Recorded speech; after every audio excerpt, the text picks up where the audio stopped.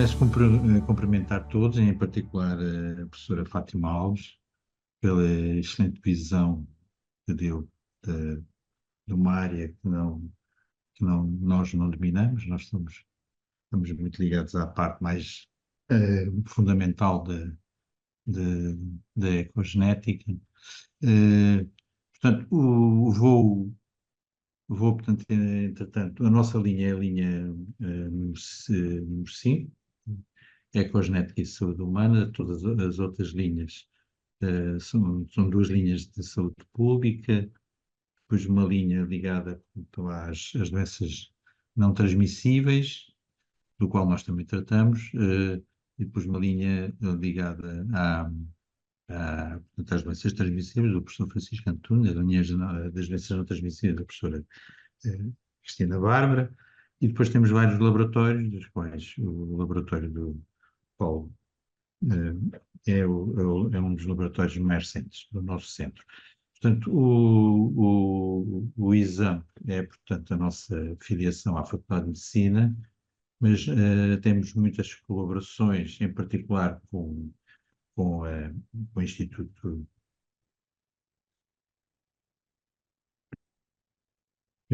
Rocha Cabral, do qual sou diretor científico desde 2010, e que é, portanto, uma fundação eh, privada, e que, portanto, nos acolhe desde 2010 o nosso grupo, na sequência do falecimento do anterior diretor, o professor Rui Pinto, que foi o fundador do ensino da bioquímica na Faculdade de Ciências da Universidade de Lisboa. É uma pessoa, de facto, que prezava bastante. Temos muitas colaborações com o Instituto de Medicina, também com o Instituto de Medicina Molecular, aqui na Faculdade de Medicina, no edifício Egas Muniz da Faculdade de Medicina. Depois uma colaboração antiga com a Faculdade de Nutricidade Humana, o CIPER, com a Faculdade de Farmácia, e também que não está representado, com o IPO do Porto, com o professor Rui Medeiros Silva, e ainda com a Escola de Tecnologias de Saúde de Lisboa e também de Setúbal, a Ação Protetora dos Diabéticos de Portugal, e com o laboratório privado, o Grupo Joaquim Chaves de Saúde, não só na parte laboratorial, mas como também na parte da assistência. Como disse, o Rocha Cabral é, portanto, uma das nossas casas. Tem uma parte dos nossos laboratórios do nosso grupo Ecogenética e Saúde Humana está situado no Instituto Rocha Cabral, mas também temos outras extensões no Instituto Nacional de Saúde, Ricardo Jorge, com a professora Paula Faustino, e também na Faculdade, no Instituto Superior de Ciências da Saúde, mais recentemente com a professora Ana Valente. E não quero deixar também de cumprimentar, como está também a ouvir, a minha co-PI, a professora Ângela Inácio, que é a minha colaboradora desde 2001, começou como assistente dos antigos assistentes, portanto tem feito toda uma boa parte da carreira connosco, é a minha colaboradora do Rocha Cabral, a doutora Rocha Cabral, e portanto foi recentemente nomeada co-PI deste grupo. Cumprimento, portanto, efetivamente. Eu peço desculpa, mas ontem tive um pequeno desastre quando estava a fazer esta minha apresentação. Uma das pernas onde estava a apresentação crashou, e eu, portanto, tive que recuperar com muitos aspectos. Portanto, nós, todos os anos, o Instituto de Saúde Ambiental faz um encontro, que é um encontro da primavera, que é um encontro em que nós fazemos, portanto, a interface com os outros grupos, e também, em particular, agora com o Laboratório Associado Terra. E, portanto, esta é a minha contribuição do ano passado. Foi um contributo para a interação dos grupos do exame, porque um dos nossos problemas internos é, de facto, temos trabalhado alguns dos grupos, nomeadamente o meu grupo. O nosso grupo não tem assim uma relação, digamos, de interação com os outros grupos. Estamos a fazer por isso, agora com um projeto da Câmara, financiado pela Câmara Municipal, penso que é o pontapé de saída para essa interação. Eh, Portanto, os objetivos do nosso grupo é a análise discriminante dos fenótipos intermédios e distantes de acordo com a randomização mediana, baseado nos polímeros genéticos, a interação com o meio físico, nutricional e microbiológico. Isto, trocado por miúdos, é o que eu vou passar a explicar de seguida. Habitualmente, a genética, e a propósito disso, referir que, portanto, o nosso grupo, Ecogenética e Saúde Humana, é herdeiro do Centro de Metabolismo e Endocrinologia, que foi fundado em 1980 pelo meu mentor, já falecido, o professor Carlos Manso, e, portanto, nós habitualmente entendemos a genética como, a maior parte das vezes, como a genética das doenças monogénicas. Nós temos privilegiado fundamentalmente as doenças monogénicas do eritrócito, porque, como vão ver, está um pouco na história do nosso grupo, em particular com a drepanocitose e com a deficiência de deshidrogenase glicosilfosfato.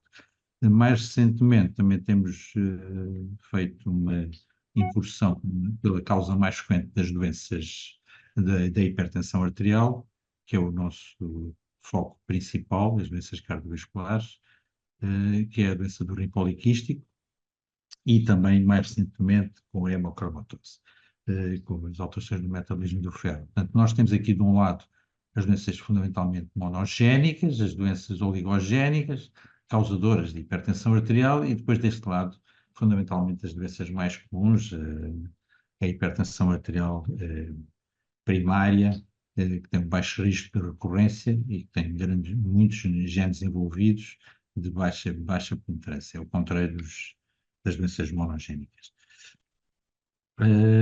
Portanto, nós estudamos fundamentalmente a genética sob um ponto de vista integrado do genotipo ou fenotipo distante, que no fundo são as patologias que nós estudamos, a hipertensão arterial, a aterosclerose, a diabetes, os vários tipos de neoplasias malignas. Depois, os fenotipos intermédios são aquilo que nós designamos fenotipos fundamentalmente bioquímicos, que estão na origem do nosso grupo. O nosso grupo evoluiu para a genética vindo da bioquímica humana. Eu, particularmente, fui assistente de Química Fisiológica, antes de ser nomeado professor de genética. Fui o primeiro professor de genética da Faculdade de Medicina do Estado de Lisboa, genética como disciplina autónoma, e, portanto, nós fazemos toda esta transição entre o genotipo e o fenotipo distante, e, em particular, e isso tem sido muito esquecido, nós fundamentalmente estudamos o hospedeiro, mas em alguns casos temos estudado também o ambiente, principalmente o ambiente nutricional, portanto, respeito à parte da dieta, que inclui a disponibilidade de sódio, o exercício, portanto, tabaco, o álcool, o café, portanto, a luminosidade, portanto, ruídos, e os vírus e as bactérias, portanto, o ambiente microbiológico. Portanto, o fenotipo intermédio é, no fundo, digamos, o resultado da expressão genética.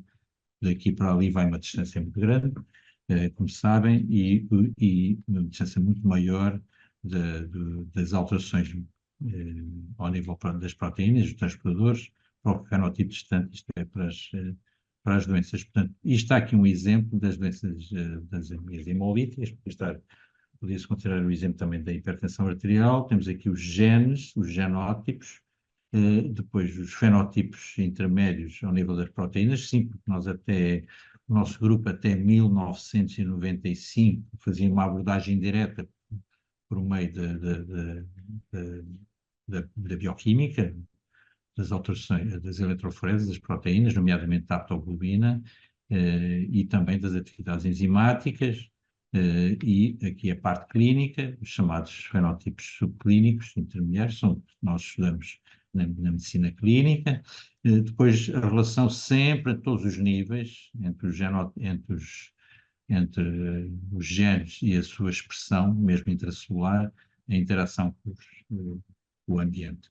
O ambiente osmótico, o ambiente oxidativo e outros fatores externos, mais recentemente o ambiente microbiológico. Mas também temos uma outra perspectiva, a perspectiva da história natural das doenças. Portanto, nós não estudamos só os genes em cada momento, aos vários níveis da vida, mesmo da vida pré-natal, como vão ver, sempre, isto é o caso, por exemplo, da hipertensão arterial associada à obesidade, resultante da obesidade, e depois a disfunção endotelial, que conduz muitas vezes às alterações, à doença cardiovascular subclínica, que é determinada por alterações bioquímicas, e depois a doença manifesta, incluindo aqui as consequências da hipertensão arterial. Falta aqui, sim, a deficiência muscular relacionada com a idade, que é a doença da visão mais frequente relacionada com a idade, e depois a progressão. Os genes influenciam todos estes espaços, incluindo a resposta à terapêutica. E por falar em resposta à terapêutica, presto aqui uma homenagem ao fundador do nosso grupo, o professor Carlos Manso, que foi meu professor em Moçambique, e começou os seus estudos com a deficiência de hidrogenase acrylsulfato. Foi um desafio que lhe foi lançado por um professor de pediatria, que lhe sugeriu, o professor Mário Cordeiro, que lhe sugeriu que estudasse alguns casos de favismo, que é, portanto, o fenótipo associado à deficiência de hidrogenase acrylsulfato. Isso depois o estudo, portanto, levou a fazer uma série de estudos cá em Portugal. Quando foi para Moçambique em 1963 para assumir a disciplina de Química Fisiológica, e antes de fazer o doutoramento eu fui aluno dele. Portanto, aqui está a nossa fotografia do grupo. Isto foi tirada noutras paragens, em Lourenço Marques, atual Maputo. Aqui com os professores de anatomia. Isso foi a primeira aula de anatomia, o professor Simões de Carvalho, que é professor de Coimbra, portanto, professor catedrático de anatomia de Coimbra, foi meu professor, e o professor Marinho de Abreu, que depois foi para o Instituto de Ciências Biomédicas, Abel Salazar. Todos estes meus colegas, alguns infelizmente já faleceram. O professor Massa fez a sua tese na deficiência de hidrogenase acrylsulfato, portanto, no grupo étnico dos Bantos, em Moçambique. Defendeu a tese em 1964, em 64. Portanto, este grupo nasceu dos estudos na hidrogenase acrylsulfato em Moçambique, a sensibilidade à primaquina, problema de farmacogenética, nasceu na sequência da descoberta de que a hemólise provocada pela primaquina estava associada a uma deficiência de hidrogenase acrylsulfato em soldados de ascendência africana americanos. Portanto, foram feitos uma série de estudos com o professor Manso, com o professor Eusébio Reis, foi o primeiro doutorando, foi o meu professor de farmacologia, e com o Dr. Jorge Stampanopoulos, da Universidade de Washington, Seattle, que é discípulo do professor Arno Moltuski, que é considerado o nosso Papa, e que faleceu há pouco mais de 4 ou 5 anos. E, portanto, ele pela primeira vez foi a pessoa que cunhou o tema de ecogenética, vindo da farmacogenética. Tudo isto começou com um problema de farmacogenética, reações às drogas, enzimas e a genética bioquímica, que vem na melhor tradição do Archibald Garrod, em 1908, fez as suas conferências em Londres, foi o fundador da genética bioquímica, e o professor Arno Moltuski, portanto, foi o co-orientador do professor Eusébio Salés, que foi a primeira pessoa a estudar em Portugal a farmacogenética, a variação humana na resposta farmacológica, da qual depois a farmacogenética, no fundo, é uma subdivisão da xenogenética. Isto consideramos, por exemplo, a reação à cafeína como xenobiótico, e mais alargado, digamos, à ecogenética, que é mais alargada, incluindo, portanto, o ambiente físico e também o ambiente microbiológico. Houve uma mudança de paradigma, porque se pensou que, de facto, os genes, por exemplo, os genes de polifenol da aceleração associados à resposta à isoniazida, que é um fármaco utilizado na terapêutica da tuberculose e que dava algumas reações anómalas, só presentes em alguns indivíduos, cuja tinha uma transmissão autossómica dominante, e então, portanto, pensou-se que, de facto, que estas reações às drogas não estavam lá para fazer, digamos, fazer moça à indústria farmacêutica. Portanto, no fundo, os enzimas existem em contacto com o meio ambiente ao longo da evolução da espécie humana, do Homo sapiens, né? E, portanto, então passou-se, portanto, a considerar, portanto, a suscetibilidade para, por exemplo, este polimorfismo da cetilação em associação com a suscetibilidade, por exemplo, ao cancro da bexiga, que foi, portanto, o estudo que nós realizámos cá já em Portugal, portanto, foi o meu primeiro estudo publicado a nível internacional, um estudo de genética, não um estudo de bioquímica, e que, portanto, aí fizemos uma associação com os polímeros genéticos da cetilação, que se estudava ao nível do fenotipo, não? É um fenotipo, digamos, bioquímico, não um fenotipo genético, porque nessa altura o acesso direto a moléculas de DNA, portanto, ainda não era possível. Estamos a falar de 1983, 83, 84, 85, 86, por aí. Portanto, nós não tínhamos ainda acesso direto. A grande revolução foi dada pela técnica de Elimination Reaction. E, portanto, e consideramos, portanto, ecogenética tudo isto, não é? A associação entre o ambiente e a constituição genética numa reação biunívoca.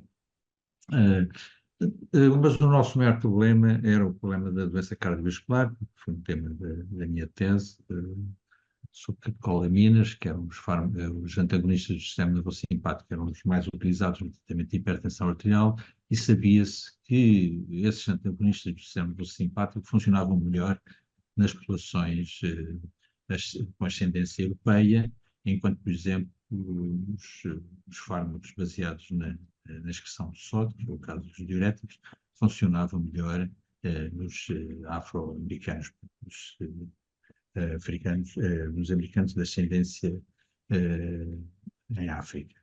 Portanto, os beta-bloqueantes não baixavam a pressão arterial dos africanos, dos afro-americanos, enquanto que os hidroclorotiazida tinham uma resposta. Isso tudo tinha a ver com o problema da sensibilidade ao sódio, a maior sensibilidade ao sódio dos povos em África. Isso foi determinado por um grupo por volta de 1979, 80, por aí, que definiram, digamos, curvas de distribuição da sensibilidade ao sódio, né? Portanto, eram estudos que levavam, em alguns casos, 2 semanas a realizar-se, noutros menos, usando, portanto, diuréticos, e, portanto, verificava-se, portanto, que a distribuição da sensibilidade ao sódio da pressão arterial era uma curva unimodal, mas que havia, digamos, indivíduos que eram sensíveis ao sódio, indivíduos resistentes ao sódio.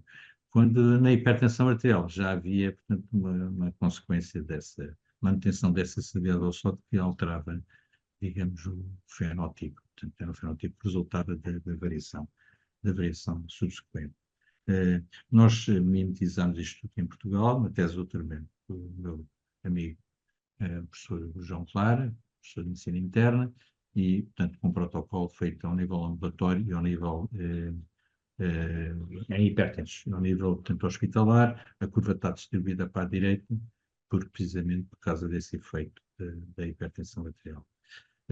Portanto, o mais interessante de todo este estudo é que, durante 30 anos, estas pessoas foram sendo seguidas. Então, o que se verificou é que os normotensos não são sensíveis, sensíveis ao sódio, em que a pressão arterial não subia quando se fazia a restrição, quando se aumentava a ingestão de sódio, ou ao contrário, quando se fazia a restrição de sódio, portanto, não descia. Portanto, os resistentes tinham uma curva de sobrevivência mais aplanada, enquanto, por exemplo, os indivíduos hipertensos sensíveis ao sódio tinham uma curva de sobrevivência mais agravada. E, portanto, o que é interessante tudo isto é que mesmo os normotensos sensíveis ao sódio, são, digamos, também têm uma curva de sobrevivência muito próxima dos hipertensíveis ao sódio. Quer dizer que, independentemente da pressão arterial, o sódio não influenciava só digamos, a baixa da pressão arterial. Influenciava muitas outras situações, isto só mais recentemente, como vão ver, é que se verificou. Portanto, o nosso estudo tem sempre em linha de conta o ambiente, não só o ambiente, portanto, em termos, por exemplo, de produção da vitamina D, também a variação da evolução da pressão arterial ao nível da vitamina D, o sódio, o potássio, o cálcio, o magnésio, sempre em todas as fases da história natural das doenças. O nosso primeiro polimorfismo estudado foi um polimorfismo baseado na variação genética das proteínas, não foi um acesso direto ao gene, portanto, foi a haptoglobina, a proteína, é uma proteína de fase aguda, que aparentemente não tem muito a ver com a regulação da pressão arterial, tem mais a ver com a resposta à hemólise. Se verificou nessa altura, por esse mesmo grupo, é que os indivíduos com um determinado fenótipo têm uma contrapartida em termos genotípicos, hoje em dia já se sabe, já se tem acesso direto ao gene, portanto os indivíduos, os 1-1s, que é o gene mais ancestral, eram mais sensíveis ao sódio, enquanto que os indivíduos 2-2 eram mais resistentes ao sódio, isto tanto nos indivíduos, digamos, normotensos como nos hipertensos. Esta é uma característica muito presente em África, a maior parte dos africanos têm o polimorfismo genético associado à sensibilidade ao sódio, que é os indivíduos com o gene ancestral, os humanos, têm maior produção da proteína, que poderá estar relacionada com uma co-evolução da, da hemólise provocada pela malária e também uma relação com o sódio. Portanto, isto foi um estudo feito naquela altura, em Moçambique, com a colaboração do grupo da Universidade de Washington, em Seattle, o Jorge também é o co-diretor e o Luís Gillett, em 1970.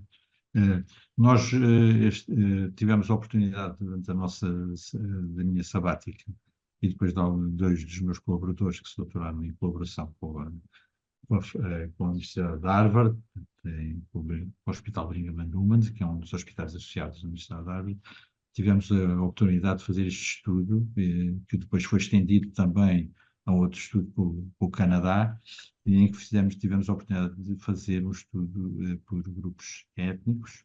Portanto, os moçambicanos têm maior predominância os africanos em Moçambique têm maior predominância do L1, portanto, a maior parte são 1s e 2-1s.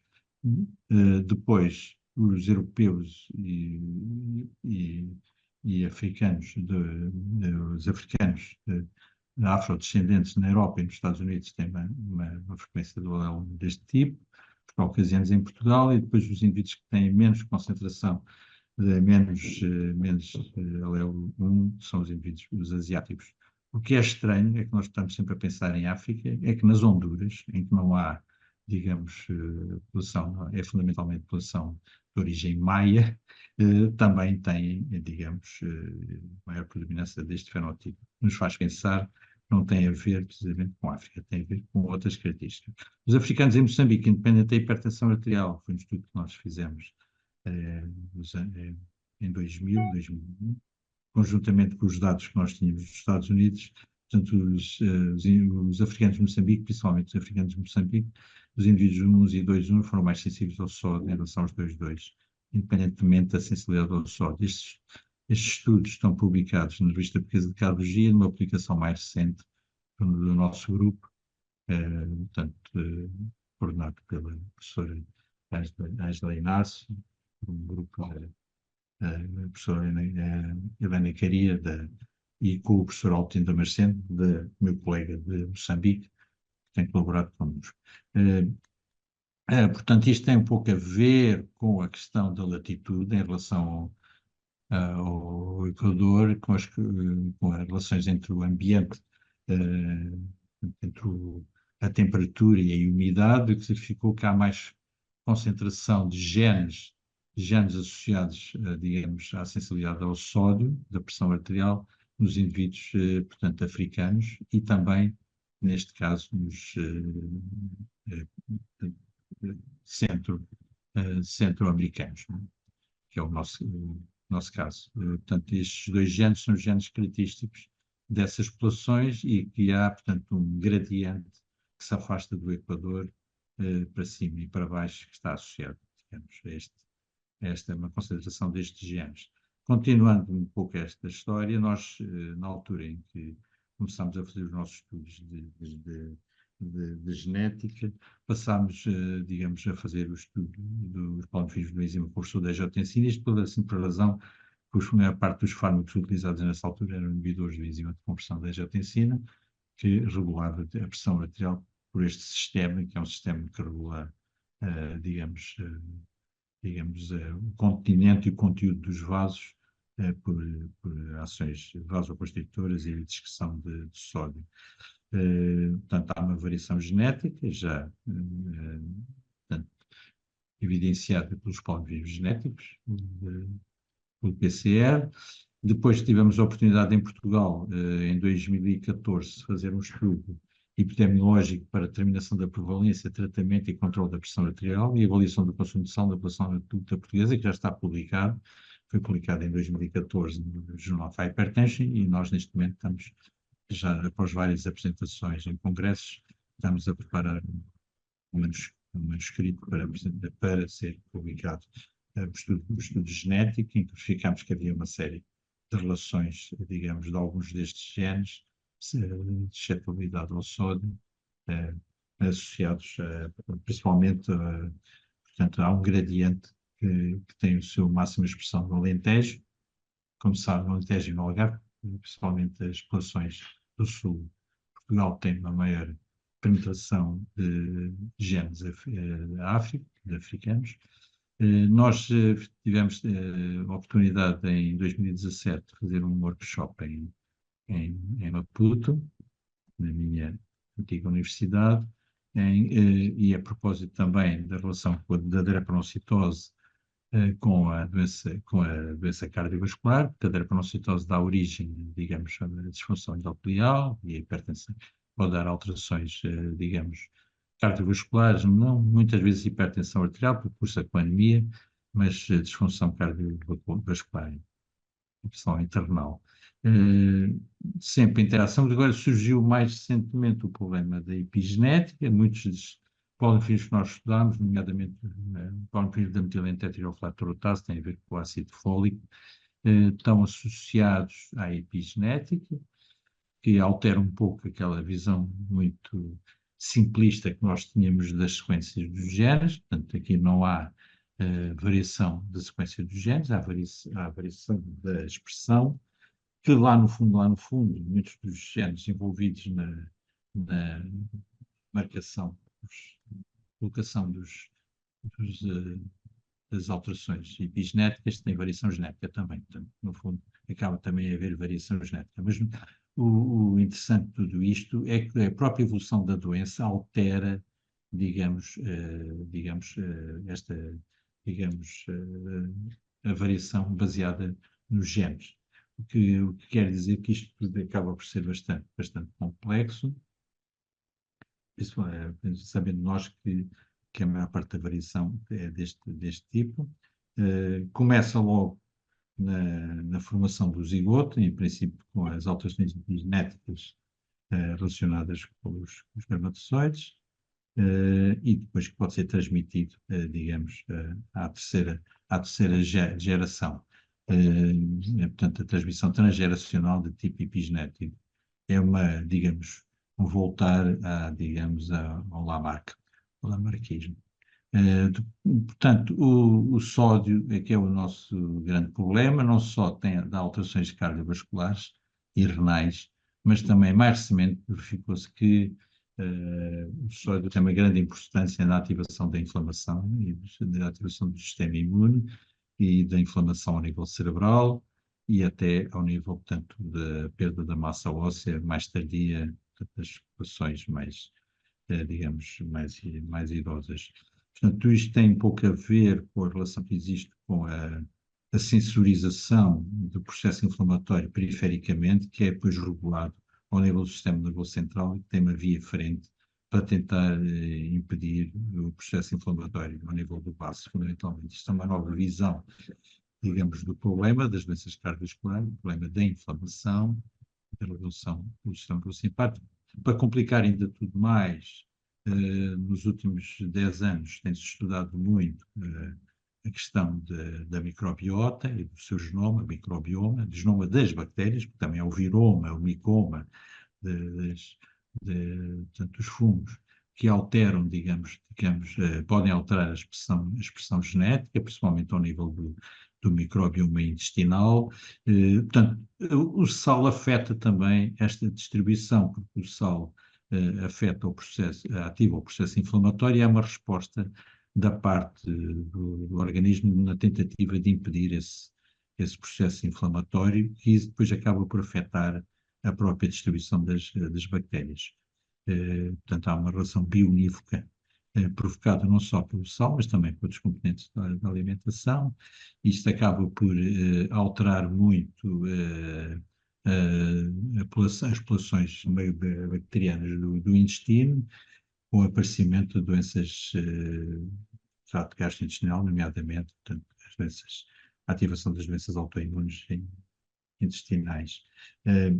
Isto porque a microbiota afeta muito a produção de vitaminas, não é? E ácidos gordos de cadeia curta alteram a própria epigenética, para complicar ainda mais. Portanto, muita desta sensorização é feita por setores dos vários componentes da nossa alimentação, nomeadamente o setor dos açúcares, o setor do amargo, que é o mais estudado, e o setor do sódio, do salgado, e o setor da gordura, etc. Portanto, uma série de receptores que estão localizados no todo o trato gastrointestinal, e também, por estranho que pareça, também está situado, pode estar situado nos ossos e nos testículos. Portanto, não se sabe muito bem ainda qual a influência que estes receptores têm. A verdade é que eles colaboram, né? Os receptores dos açúcares colaboram com os receptores do amargo, ao nível, por exemplo, do trato respiratório superior, e pensa-se que também cá em baixo, no intestino, também haja uma relação, digamos, de colaboração que implica também, digamos, as populações bacterianas.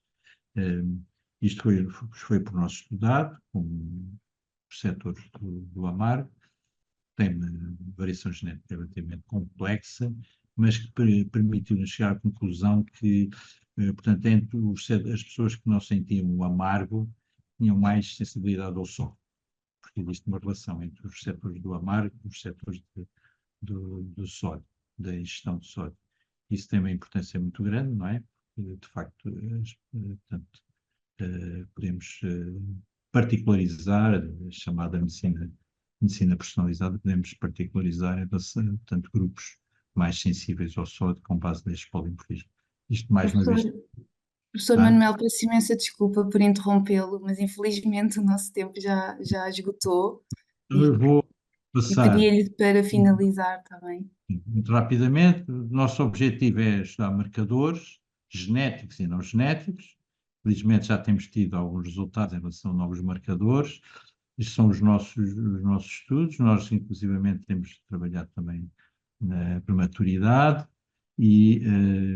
portanto, nas doenças associadas à prematuridade, na pele, sempre nesta perspectiva de longevidade também, os estudos feitos com longevidade, ao nível da sarcopenia, da osteoporose, são doenças do fim de vida, e ao nível das doenças mentais também, a depressão associada a diabetes, e a hepatite C, portanto, e a relação entre as doenças, como as doenças transmissíveis podem estar muitas vezes associadas a doenças não transmissíveis. A hepatite C está associada à doença cardiovascular e à resposta aos fármacos também, idem.